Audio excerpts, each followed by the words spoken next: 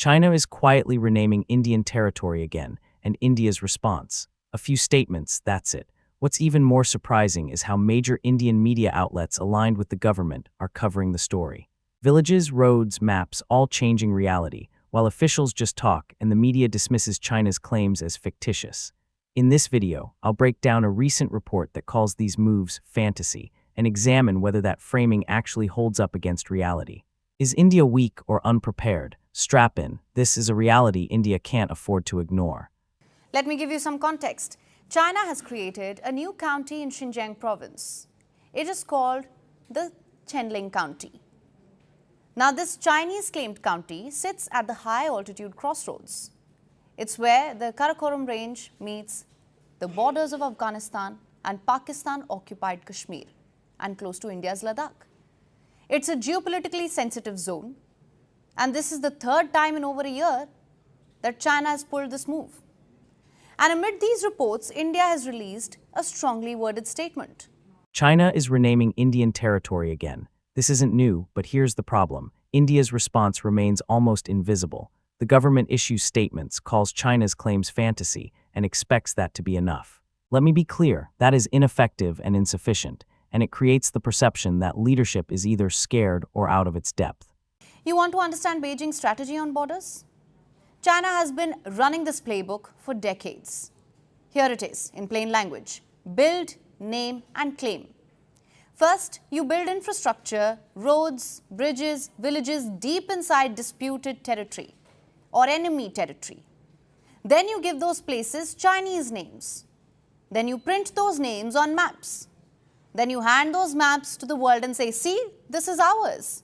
Yes, China is building villages, roads, and printing maps with new names, and even the anchor admits they know the threat. So why isn't India stopping them? Why is the government just playing victim again? Are they scared or useless?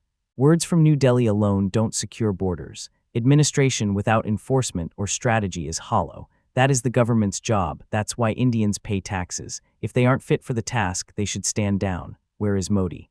Busy with elections? Or where is his 56-inch chest he's always bragging about? What is the government actually doing to deter China? It's not military aggression in the traditional sense. It's something more insidious. It's cartographic warfare. And China has been waging it relentlessly for years. The anchor calls this not military aggression, but make no mistake, this is part of a broader strategy. China has repeatedly claimed these territories and routinely exerts aggression where it believes it has a right. India cannot take this lightly. Preparation is essential for the worst-case scenario, and every scenario, especially when surrounded by hostile neighbors. This cannot simply be dismissed as meaningless fantasy. And India's Arunachal is no different. China calls it South Tibet. It dates back to claims made by Mao Zedong. And it is guided by his five-finger theory. He called Tibet the right-hand palm of China. And that palm had 5 fingers. It includes Ladakh, Nepal, Sikkim, Bhutan, and Arunachal Pradesh. But the reality is, Arunachal is not South Tibet. It has never been South Tibet. The McMahon Line, drawn in 1914, clearly demarcates Arunachal as Indian territory. China never accepted it. But non-acceptance is not the same as ownership. I can refuse to accept that the sun rises in the east. It still will. Unfortunately, if China does not recognize the McMahon Line, what will compel them to respect it? The McMahon Line is disputed, and unless India is ready to physically defend it, there's a real risk it could be erased. Unlike the sun rising in the east, which is beyond anyone's control, China has the military power to annex Arunachal Pradesh if it chooses to. If China decides to assert control, it can and will. The critical question is whether India has the will and capacity to protect its territorial integrity. So far, it's clear that India has failed to demonstrate the military and diplomatic strength needed to do so effectively. With rising tensions in Kashmir with Pakistan and ongoing skirmishes with China, like the Galwan Valley incident, India's track record is abysmal by any standard. Given this, can anyone have confidence that the current government is capable of navigating these challenges? India has governed this land for 75 years. People vote here, children go to school here. The Indian flag has flown over Tawang since 1951. Just because India governs Arunachal Pradesh, just because flags fly and children go to school, does not mean it always will. It does not mean the territory is secure or that military preparedness can be neglected. Look at the Galwan Valley clash. Statements did not prevent confrontation, and words did not deter encroachment. Were the warning signs ignored? And more importantly, has the government truly learned from it? Now, in 2017, China renamed 6 places in Arunachal. In 2021, 15 more. In 2023, another round. In 2024, it came up with 30 more names for places in Arunachal Pradesh. We have time and again spoken about this issue. We have made a couple of statements in the last month, last few weeks. Each time we have reiterated our position. So I would refer you to look at our statements that we've done. Just by naming something, you don't change the reality. The reality is what it is. Arunachal Pradesh is an integral part, inalienable part of India, and it will remain so. What's concerning here is the blanket assertion that Arunachal will always remain part of India, with no real explanation or evidence to back it up. Does he seriously believe the McMahon Line will remain protected through mere wishful thinking? India has already lost territories like Aksai Chin and Kashmir. Simply asserting that Arunachal is part of India now doesn't guarantee it will stay that way. In a democracy, it's crucial for the government to keep its citizens informed about the concrete steps being taken to safeguard the country's borders. But perhaps the real issue is that the Modi government knows it can't effectively protect these areas and is simply making excuses. If the region is ever annexed in the future, they can pass the buck to the next administration, leaving them to deal with the consequences. That was New Delhi's response from 2024. Each time India rejects it, each time China ignores the rejection and moves on.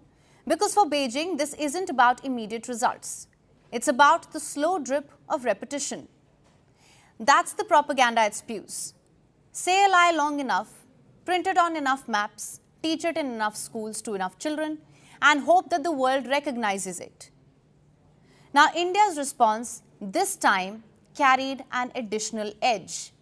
The MEA warned that these actions, and I'm quoting here, detract from ongoing efforts to normalize bilateral ties.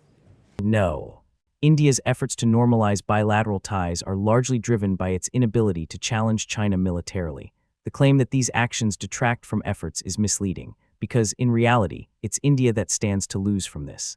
China isn't bothered by these efforts at all. They hold the stronger hand, so any diplomatic setbacks or edged responses will only harm India. There's no real change in China's stance. It doesn't care about India's protests, especially when the Indian government has failed to assert itself and command the necessary respect. Remember, since the Galwan clashes, both nations have been trying to fix the bond. Diplomatic talks, military disengagement, and in the middle of all that, China has continuously renamed Indian territory. Now, Beijing loves to rename places. It does it to Indian cities in Arunachal. It does it casually and confidently without anyone asking.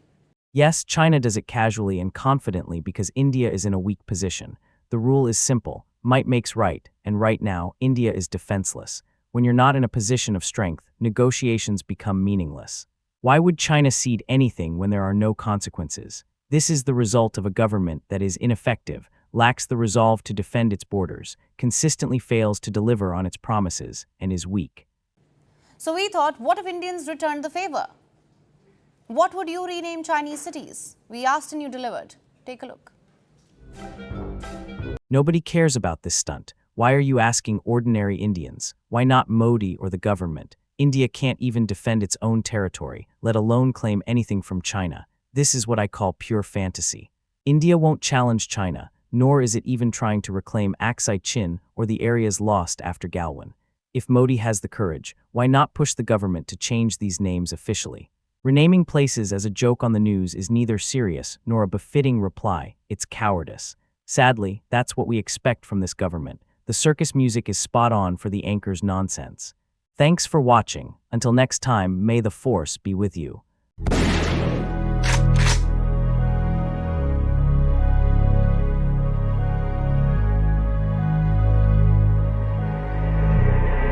Okay, well, let's get it.